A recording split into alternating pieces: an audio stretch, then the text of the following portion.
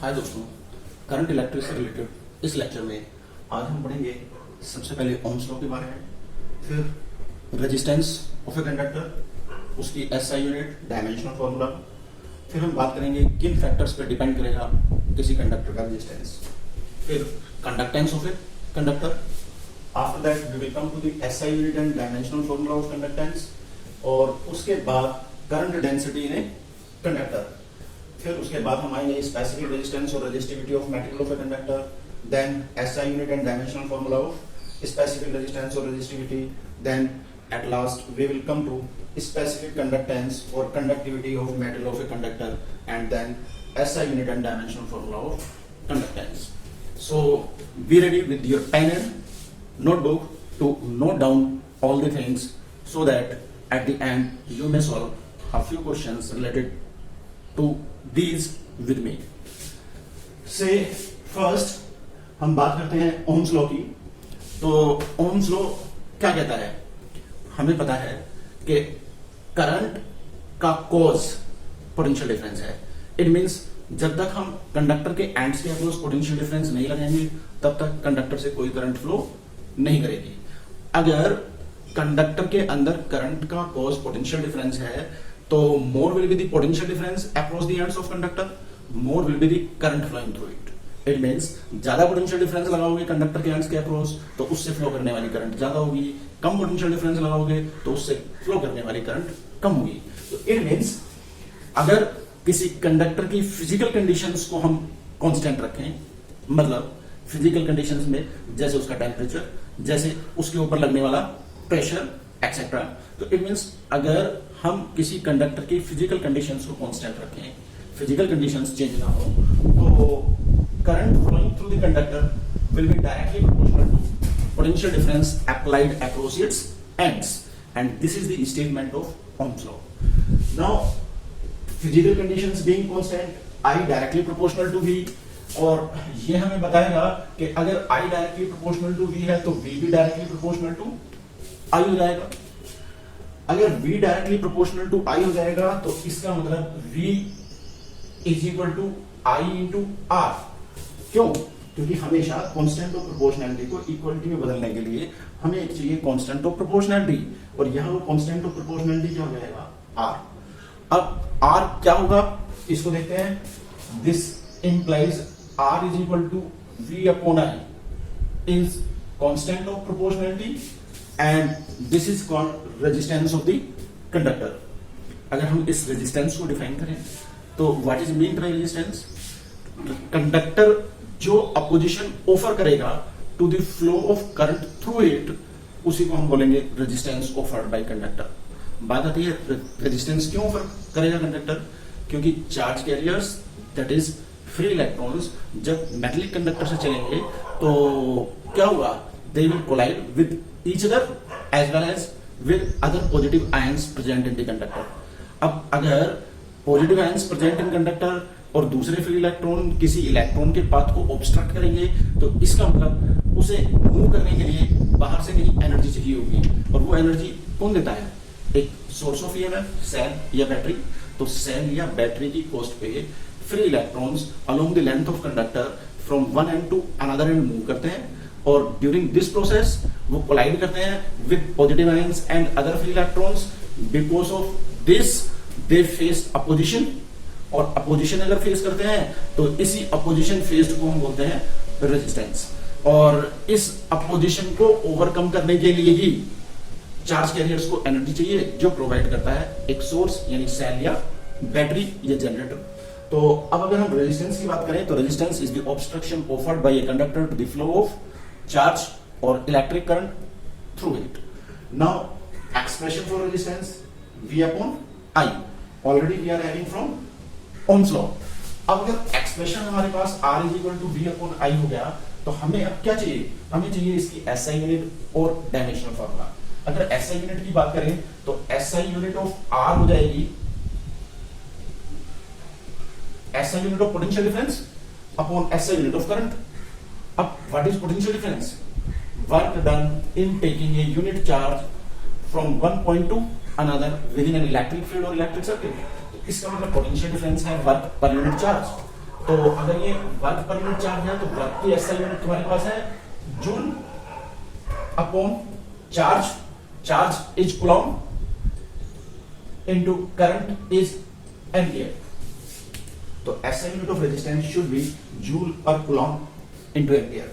अब इसे चेंज कर लेते हैं भाई, अगर चेंज कर लेते हैं तो फंडामेंटल यूनिट्स के टर्म में सबसे पहले चलते हैं। जूल को हम लिख सकते हैं kilogram metre square per second square, और कूलॉम खुद भी फंडामेंटल नहीं है तो कूलॉम को लिख लेते हैं in terms of electric current.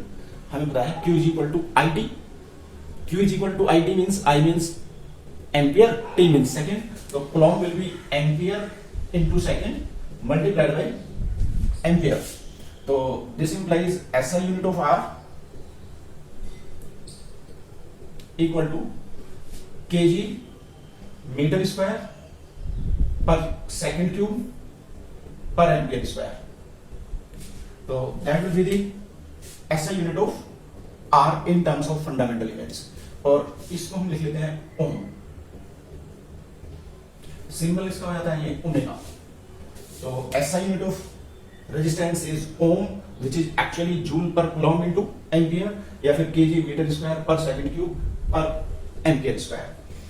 अब अगर डायमेंशनल फॉर्मूले की बात करें तो dimensional formula of resistance kg mass replace कर देंगे कैपिटल M से, मीटर लेंथ, लेंथ को रिप्लेस कर देंगे कैपिटल L से, तो L raise to the power 2, second यानी टाइम रिप्लेस कर देंगे कैपिटल T से, तो T raise to the power -3, and ampere electric current है तो रिप्लेस कर देते हैं I से, I raise to the power -2। ये हो जाएगा डायमेंशनल फॉर्मूला ऑफ resistance.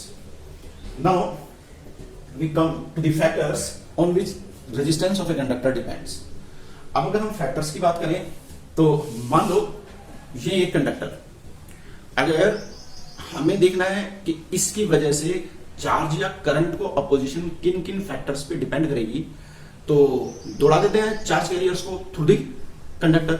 अगर चार्ज कैरियर्स दौड़ेंगे from one end to another end, then we know if length of the conductor will be more, then those charge carriers will face more collisions with the positive ions and other charge carriers।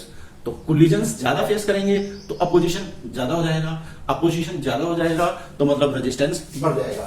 तो यानी अगर बात करें तो resistance of a conductor R will directly depend upon length of the conductor।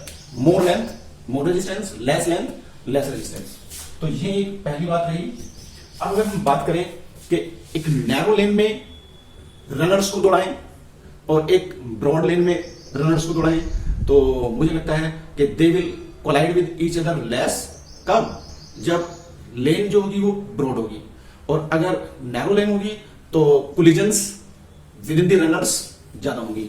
अब ऐसे ही मान लीजिए इस कंडक्टर का एरिया ऑफ क्रॉस सेक्शन कम है, एरिया ऑफ क्रॉस सेक्शन कम है, चार्ज कैरियर्स से दौड़ लगानी है through that less area of cross section, तब उस कंडीशंस में कोलिजन्स वो ज्यादा फेस करेंगे, एरिया ऑफ क्रॉस सेक्शन ज्यादा हो जाएगा, तो moving charge carriers through the conductor will face less oppositions. अगर लेस अपोजिशंस फेस करेंगे तो इसका मतलब रेजिस्टेंस घट जाएगा। एरिया ऑफ क्रॉस सेक्शन ज्यादा होगा तो रेजिस्टेंस कम हो जाएगा, एरिया ऑफ क्रॉस सेक्शन कम होगा तो रेजिस्टेंस ज्यादा हो जाएगा। इसका मतलब resistance of a conductor R will be inversely proportional to its area of cross section। अगर डायरेक्टली प्रोपोर्शनल टू लेंथ है, inversely proportional to area of cross section है, तो इन प्रोपोर्शनलिटीज को इक्वलिटी में बदलने के लिए फिर से हमें एक कांस्टेंट ऑफ प्रोपोर्शनलिटी चाहिए होगा। तो अगर हम कंबाइन करें 1 and 2 को, R will be directly proportional to L upon A, and this implies to change sign of proportionality into equality, R is equal to rho L upon A। अब यहां rho क्या है? Rho is a constant of proportionality, and ये constant of proportionality कहलाता है specific resistance और resistivity of material of the conductor. और इस रो के बारे में हम पढ़ेंगे यहां। तो it means rho is specific resistance और resistivity of material of the conductor. और जब तक फिजिकल कंडीशंस कांस्टेंट रहती हैं, ये रो कांस्टेंट रहता है, इसका मतलब resistance of the conductor constant रहता है। लेकिन अगर फिजिकल कंडीशंस चेंज होंगी तो रो बदलेगा तो रेजिस्टेंस ऑफ द कंडक्टर भी चेंज हो जाएगा। तो ये था किन फैक्टर्स पे रेजिस्टेंस डिपेंड करेगा।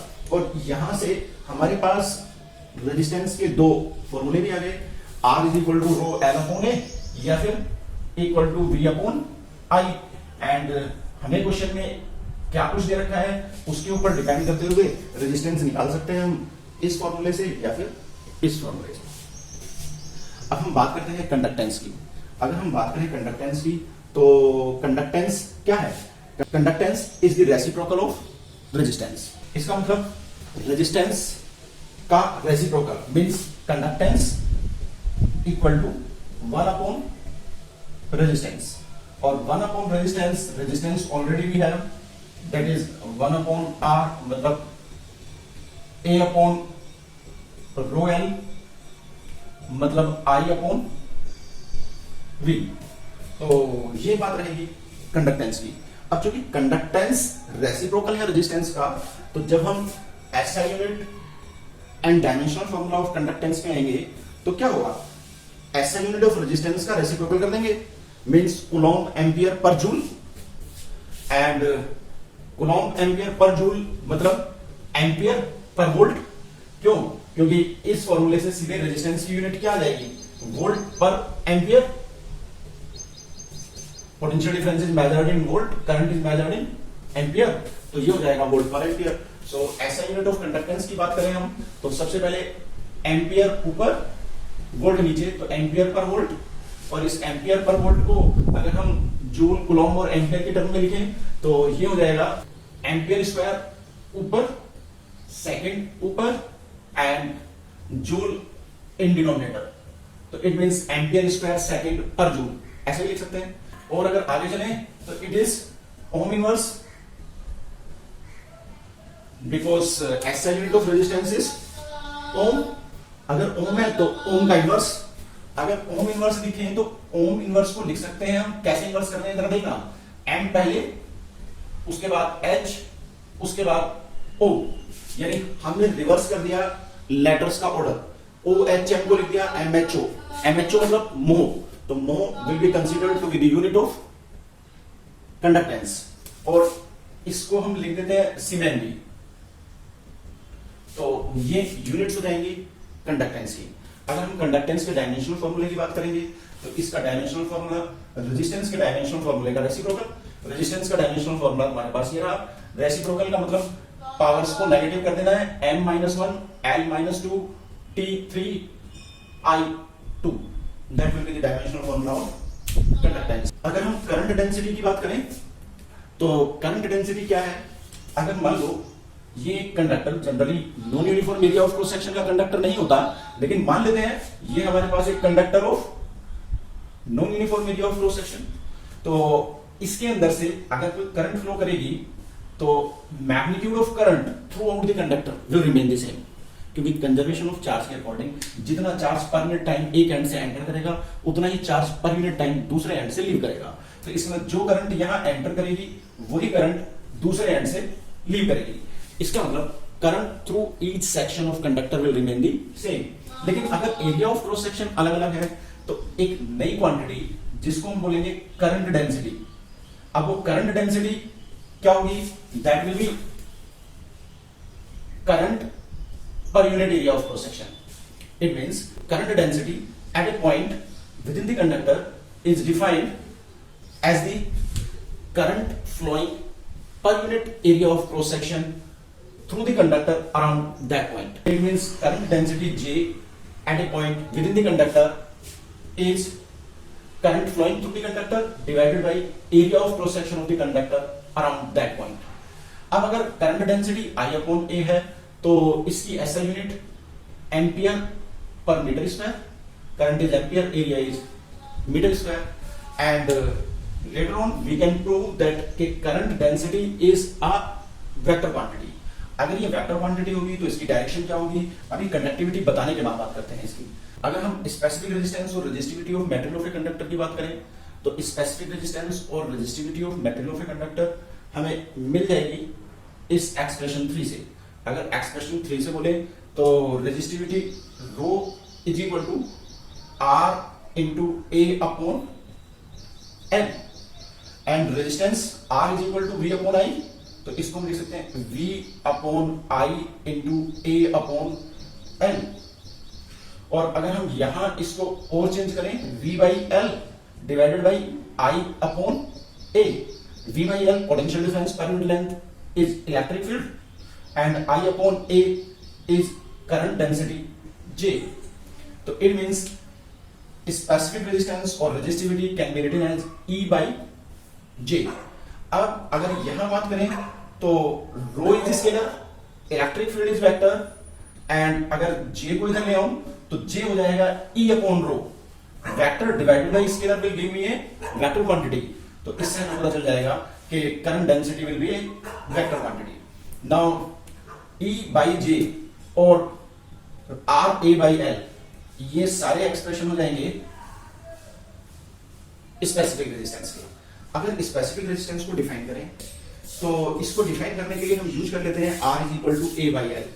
अब अगर A is equal to 1 unit square ले लें and L is equal to 1 unit ले लें तो देन रो कितना हो जाएगा R into 1 upon 1 that is R।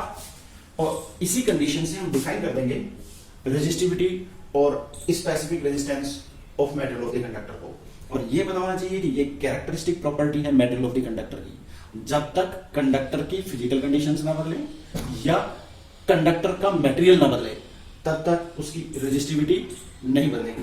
भाई अब अगर हम देखें तो rho is equal to are, फिर कैसे डिफाइन करें? Resistivity of material of a conductor is defined as the resistance offered by a conductor of that material having unit length and unit area of cross section। इसका मतलब अगर हम किसी material का एक ऐसा कंडक्टर बना लें जिसकी लेंथ भी 1 है, एरिया ऑफ क्रॉस सेक्शन भी 1 है, तो वो जो भी रेजिस्टेंस ऑफर करेगा करंट के फ्लो को, वो रेजिस्टेंस ही होगा उसकी रेजिस्टिविटी के बराबर। अब एक और तरह से भी बोल सकते हैं कि अगर हम एक यूनिट क्यूब ले लें, यूनिट क्यूब का मतलब ऐसा क्यूब जिसकी ईच साइड 1 है। अगर हम एक यूनिट क्यूब ले लें और इस यूनिट क्यूब के एक फेज से करंट को एंटर कराएं और उसके अपोजिट फेज से, मान लो इस फेज से करंट को एंटर कराया तो उसके अपोजिट फेज से करंट बाहर आए। अगर ये यूनिट क्यूब है तो इसकी लेंथ भी 1 हो गई और इसका एरिया ऑफ क्रॉस सेक्शन भी 1 हो गया। लेंथ भी 1, एरिया ऑफ क्रॉस सेक्शन भी 1, तो जितना रेजिस्टेंस ये ऑफर करेगा वो इसके मेटेरियल की रेजिस्टिविटी के बराबर हो जाएगा। तो ऐसे ही बोल सकते हैं। अगर हम बात करें ऐसा unit and dimensional formula of resistivity की, तो SI यूनिट रेजिस्टेंस की SI यूनिट यानी ohm into area of cross section metre square upon metre, तो ohm metre it will be the SI unit. अगर CGS बोले तो ओम सेंटीमीटर हो जाएगा। अगर ओम मीटर को फंडामेंटल यूनिट्स की टर्म में रिप्रेजेंट करें तो रेजिस्टेंस फंडामेंटल यूनिट्स की टर्म में हमारे पास है, मीटर से मल्टीप्लाई कर देंगे इसको, तो इट मींस ये हो जाएगा kg metre cube second -3 ampere -2। तो that will be the SI unit of resistivity और स्पेसिफिक रेजिस्टेंस। अगर इसका डायमेंशनल फार्मूला बोले तो बस kg को किससे रिप्लेस कर रहे हैं? m से, मास को l से, तो l -3, सेकंड को t से -3 एंड एम्पियर यानी I -2। That will be the dimensional formula of specific resistance और रेजिस्टिविटी। अब बात करते हैं स्पेसिफिक कंडक्टेंस और कंडक्टिविटी। तो स्पेसिफिक कंडक्टेंस और कंडक्टिविटी क्या है? It is the reciprocal of resistivity. तो इट मींस कंडक्टिविटी को सिग्मा से रिप्रेजेंट करते हैं, ये हो जाता है 1 upon rho. Rho is representing resistivity, तो reciprocal of resistivity is conductivity. जैसे रेसिप्रोकल ऑफ रेजिस्टेंस कंडक्टेंस था, वैसे ही रेसिप्रोकल ऑफ रेजिस्टिविटी कंडक्टिविटी है। अब कंडक्टिविटी 1 अपॉन रो मीन्स J अपॉन E, मतलब I L अपॉन VA, मतलब L अपॉन RA। तो ये सारे एक्सप्रेशन हो जाएंगे कंडक्टिविटी के। अगर हम बात करें कंडक्टिविटी की SI यूनिट या फिर उसके डायमेंशनल फॉर्मूले की, तो डायमेंशनल फॉर्मूला ऑफ रेजिस्टिविटी और उसकी SI यूनिट को रिवर्स कर दो तो ये हो जाएगा ohm inverse metre inverse. Ohm inverse already हमारे पास है, मो तो इसको मोहो पर मीटर ऐसे भी लिख सकते हो, और साइमन पर मीटर तो इट मीन्स सीमेंट पर मीटर, ये सब हो जाएंगी एसआई यूनिट ऑफ कंडक्टिविटी। जब इसके डायमेंशनल फॉर्मूले की बात करेंगे तो रेजिस्टिविटी के डायमेंशनल फॉर्मूले का रेसिप्रोकल करना है, तो डायमेंशनल फॉर्मूला हो जाएगा इसका M-1 L3 T3 I2, ये इसका डायमेंशनल फॉर्मूला हो जाएगा। अब अगर वापस आए हम करंट डेंसिटी पे, तो करंट डेंसिटी J हो गया I अपॉन A, और यहां हमने एक और रिलेशन देखा sigma is equal to J upon E। तो as conductivity sigma is equal to current density upon electric field, we can say current density J is equal to sigma into electric field। अब यहाँ sigma conductivity scalar quantity है, but electric field E vector quantity है, सो हम ऐसा बोल सकते हैं कि current density J is equal to sigma into E। तो it means current density J will be a vector quantity with direction same as that of electric field। यहाँ हमने इसका ऐसा यूनिट तो लिखा है, डायमेंशनल फॉर्मूला बोले तो L-2 इंटू आई, ये हो जाएगा इसका डायमेंशनल फॉर्मूला। दोस्तों अभी तक हमने जो पढ़ा, अब हम उससे रिलेटेड एक दो क्वेश्चंस ट्राई करके देखेंगे, बट उससे पहले देखते हैं कि अगर किसी वायर को स्ट्रेच कर दें विदाउट रिमूविंग और adding material to it, then what will be the effect on its resistance, यानी रेजिस्टेंस कैसे चेंज होगा। मान लो हमारे पास कोई वायर जिसकी लेंथ L है, हमने उसको स्ट्रेच कर दिया to increase its length to n times, तो यानी नई लेंथ हो गई उसकी n times the initial length यानी NL। Initial area of cross section हमने मान लिया A है, तो सबसे पहले हमें चाहिए होगा कि final area of cross section जो कि हमने माना है A डैश कितना होगा, क्योंकि हमने ना तो कुछ मटेरियल इसमें ऐड किया है ना कुछ मटेरियल बाहर निकाला है, तो इसका मतलब the volume of conductor must remain the same. अगर वॉल्यूम कांस्टेंट रहना चाहिए तो volume is equal to constant implies initial volume area of cross section into initial length is equal to final volume final area of cross section A dash into final length n times initial length. यहां से देखें L cancel हो जाएगा और ये हमें देगा A dash is equal to A upon n, और यहां से फिर हमें क्या पता चला कि अगर हम वायर को स्ट्रेच करेंगे to increase its length n times, then area of cross section of wire will decrease n times. इसका उल्टा भी ट्रू है, अगर हम एरिया ऑफ क्रॉस सेक्शन को इंक्रीज करेंगे to n times, then length will decrease n times, यानी area of cross section a into n कर देंगे तो लेंथ नई जो होगी वो L बाई n हो जाएगी। लेंथ बढ़ेगी, एरिया ऑफ क्रॉस सेक्शन घटेगा, एरिया ऑफ क्रॉस सेक्शन बढ़ेगा तो लेंथ घटेगी। नाउ वॉल्यूम कांस्टेंट होने से हमें ये पता चला, तो अब हम बात करते हैं कि नया रेजिस्टेंस कितना होगा। मान लेते हैं इसका इनिशियल रेजिस्टेंस R है, तो R is equal to resistivity rho into L upon A। अब अगर ये इनिशियल रेजिस्टेंस है तो फाइनल रेजिस्टेंस क्या हो जाना चाहिए, मान लो R dash is equal to, इस प्रोसेस ऑफ स्ट्रेचिंग में रेजिस्टिविटी हम मानेंगे रिमेन्स दी सेम। अब रेजिस्टिविटी सेम रही तो रो तो वही रही, क्योंकि ये कैरेक्टरिस्टिक प्रॉपर्टी है मटेरियल की, मटेरियल नहीं बदला तो रेजिस्टिविटी नहीं बदली, रेजिस्टिविटी रिमेन्स दी सेम। बची क्या लेंथ, लेंथ हमने कर दी है n टाइम्स, और उसकी वजह से area of cross section A dash हो गया है A बाई n। क्यों, क्योंकि ये होगा रो L dash upon A dash, L dash is n times L and A dash is A by n। इससे क्या होगा, ये n will come to the numerator और हमारे पास हो जाएगा n square rho L upon A। What is rho L upon A? Initial resistance। तो इसका मतलब नया resistance R dash is equal to n square times the initial resistance। तो length अगर n गुनी बढ़ाएंगे तो रेजिस्टेंस n स्क्वायर टाइम्स बढ़ जाएगा, यानी अगर मैं लेंथ को डबल करूंगा तो रेजिस्टेंस 4 टाइम्स हो जाएगा, लेंथ को 4 गुना करूंगा तो रेजिस्टेंस 16 टाइम्स हो जाएगा। इसका उल्टा भी ट्रू है, अगर लेंथ को 1/2 करूंगा तो रेजिस्टेंस 1/4 हो जाएगा, लेंथ को 1/4 करूंगा यानी 1/4 ऑफ इनिशियल लेंथ तो रेजिस्टेंस 1/16 हो जाएगा। अब अगर यहां देखें तो पहला क्वेश्चन बोलता है a wire of resistance 10 ohm and length 10 centimetre is stretched to 100 centimetre, find its new resistance and resistivity. अगर देखें तो क्वेश्चन में रेजिस्टेंस ऑफ कंडक्टर हमें दिया है 10 ओम, तो 10 ohm is equal to rho L upon A. Now the new length is 5 times the initial length, that is 100 centimeter. As new length is 5 times the initial length, so n is equal to 100 by 20, that is 5. अगर n 5 हो गया तो new resistance will be 5 square times the initial resistance. 5 square means 25 into initial resistance is 10 ohm. That is new resistance will be 250 ohm. तो नया resistance तो 250 ओम आ जाएगा, लेकिन अगर हम बात करें न्यू रेजिस्टिविटी की, तो new resistivity means no change in resistivity. Resistivity remains the same. It is the characteristic property of material of conductor.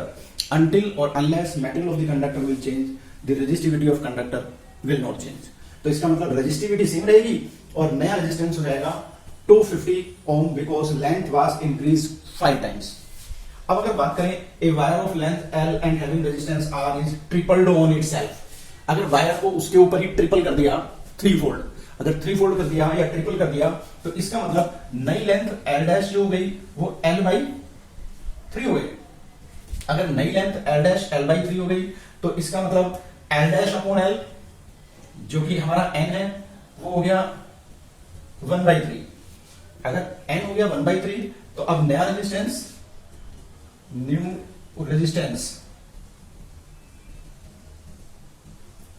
R dash हो गया n square into R, that is R by 9. तो इसका मतलब अगर length को decrease करेंगे तो resistance घट जाएगा और अगर लेंथ को इंक्रीज करेंगे बाय स्ट्रेचिंग तो रेजिस्टेंस बढ़ जाएगा. Now one more question we are taking. इस क्वेश्चन में क्या कहता है, a lamp operates at 80 volt 10 ampere, suggest a method to use it at 240 volt DC source. इसका मतलब ये 80 वोल्ट पे काम करता है, हमने इसे कनेक्ट कर दिया 240 वोल्ट पे. अगर 240 वोल्ट पे कनेक्ट कर दिया तो 80 वोल्ट वाला बल्ब अगर 240 वोल्ट पे कनेक्ट करेंगे फ्यूज हो जाएगा. उसको अगर फ्यूज होने से बचाना है तो हमें क्या करना पड़ेगा, इस बल्ब के साथ कुछ ऐसा अरेंजमेंट लगाना पड़ेगा कि वो अरेंजमेंट 240 वोल्ट में से 80 वोल्ट तो लैंप को लेने दे और बाकी पोटेंशियल डिफरेंस अपने अक्रॉस ले ले. और पोटेंशियल ड्रॉप प्रोड्यूस करने के लिए हमें क्या चाहिए, रेजिस्टेंस. तो इसका मतलब हम इस लैंप के साथ, ये लैंप हो गया मान लो हमारा, हम इसके साथ कनेक्ट कर देंगे एक रेजिस्टेंस R. अब अगर रेजिस्टेंस R हमने कनेक्ट कर दिया तो ये क्या करेगा, 240 वोल्ट में से 80 वोल्ट लेने देगा बल्ब को और 240 माइनस 80 दैट इज 160 वोल्ट ले लेगा अपने अक्रॉस. और हमें ये भी बताया यार कि करंट कितनी फ्लो कर रही है, 10 एम्पियर. अब करंट हमारे पास है, वोल्टेज हमारे पास है, तो सबसे पहले क्या देखते हैं, करंट भी है 80 वोल्ट, पोटेंशियल डिफरेंस भी है किसके अक्रॉस, बल्ब के across 160 volt across resistor R. अगर सीरीज में कनेक्टेड है तो current through both will be same. तो करंट 10 एम्पियर है, पोटेंशियल डिफरेंस 160 वोल्ट है. हम कैलकुलेट कर सकते हैं कितना रेजिस्टेंस R हमें लगाना पड़ेगा इसके साथ सीरीज में. तो resistance R is equal to V upon I. Now what is the potential difference across R, that is 160 volt, and what is the current flowing through it, 10 ampere. तो it means 16 ohm. तो क्या करना पड़ेगा, हम 16 ओम का resistance इस bulb के साथ सीरीज में लगा देंगे. ये 16 ओम का बल्ब 160 वोल्ट पोटेंशियल डिफरेंस ले लेगा अपने अक्रॉस और 80 वोल्ट पोटेंशियल डिफरेंस रहेगा across the bulb. Now come to the next question, question number 4. ये क्वेश्चन नंबर 4 क्या बोलता है, ये बोलता है कि ये एक non uniform area of cross section का कंडक्टर है. यहां एरिया ऑफ क्रॉस सेक्शन ज्यादा है लेफ्ट साइड में, यहां बीच में एक कॉन्स्ट्रिक्शन दे दी उसने. Constriction means just like opposition. तो ये ऑब्स्ट्रक्शन इसके पाथ में दे दी और इस ऑब्स्ट्रक्शन की वजह से करंट फ्लो कर रही है केवल ऐसे रीजन से जिसका डायमीटर है D2 और यहां करंट इसने बोला I2. तो सबसे पहले हमसे पूछना क्या है, वो बोलता है D1 2 mm है and left hand side of construction पे current density 1.27 into 10 to the power 6 ampere पर मीटर स्क्वायर है। हमसे वैल्यू पूछता है I2 की। भाई हमें पता है कि करंट जितनी एंटर कर रही होगी कंडक्टर से उतनी ही करंट लीव करेगी। क्यों? क्योंकि करंट को हमेशा चाहिए continuity and by conservation of charge amount of charge entering through one end of conductor is equal to amount of charge leaving the conductor from its other end. तो इसका मतलब ये I1 और I2 मैग्नीट्यूड में equal होंगे। अब अगर I1 और I2 इक्वल होंगे, एक और भी एक बात तुम्हें पता रहनी चाहिए कि जहां area of cross section conductor का कम हो जाएगा वहां drift speed of free electrons बढ़ जाएगी, ताकि same amount of charge per unit time उस क्रॉस सेक्शन से पास हो सके। और ये बिल्कुल वैसा ही है जैसा हम 11th में पढ़ते हैं equation of continuity for fluid flow. जहां एरिया ऑफ क्रॉस सेक्शन कम वहां स्पीड ज्यादा, यानी area of cross section into speed of flow is equal to constant. ऐसे ही यहां क्या, area of cross section into drift speed of free electrons हमेशा रहेगा कांस्टेंट, ताकि जहां एरिया ऑफ क्रॉस सेक्शन कम हो वहां ड्रिफ्ट स्पीड बढ़ जाए, जहां एरिया ऑफ क्रॉस सेक्शन ज्यादा हो वहां ड्रिफ्ट स्पीड कम हो जाए, ताकि current flowing through the conductor में रिमेन दी सेम। अब अगर हम बात करें कि पहले हमें I2 चाहिए, तो I2 अभी मैंने आपको बताया कि I2 किसके बराबर होगी, I1 के। अगर I2 I1 के बराबर होगी तो I1 कैसे निकालें? I1 करंट डेंसिटी हमें यहां दे रखी है, जिसमें डायमीटर D1 भी दे रखा है। तो हमारे पास करंट डेंसिटी होती है करंट अपॉन एरिया, तो करंट हो जाएगी current density J into area of cross section. अब area of cross section on LHS को A1 मान लेते हैं, तो J into A1, J is 1.27 into 10 की power 6 into A1 area of cross section pi R square, pi से 22/7 into R square. R square means diameter के half का square. Since diameter is 2 mm, radius will become 1 mm. 1 mm means 10 to the power minus 3. So R square means 10 to the power minus 3 into 10 to the power minus 3. This is equal to 1.27 pi is equal to approximately 3.99 ampere.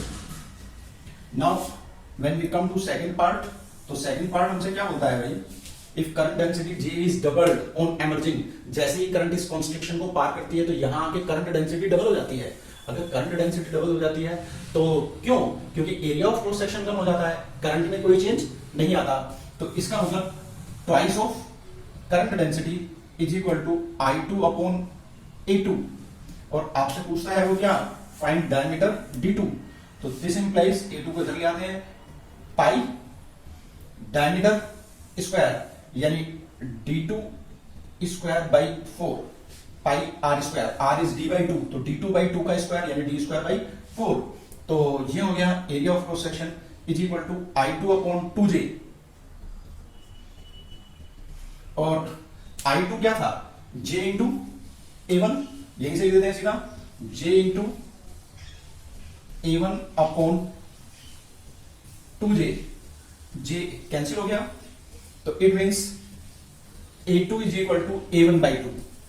अगर A2 A1/2 हो गया तो pi D2 square by 4 is equal to A1/2 half pi D1 square by 4, because initially diameter we have taken as D1।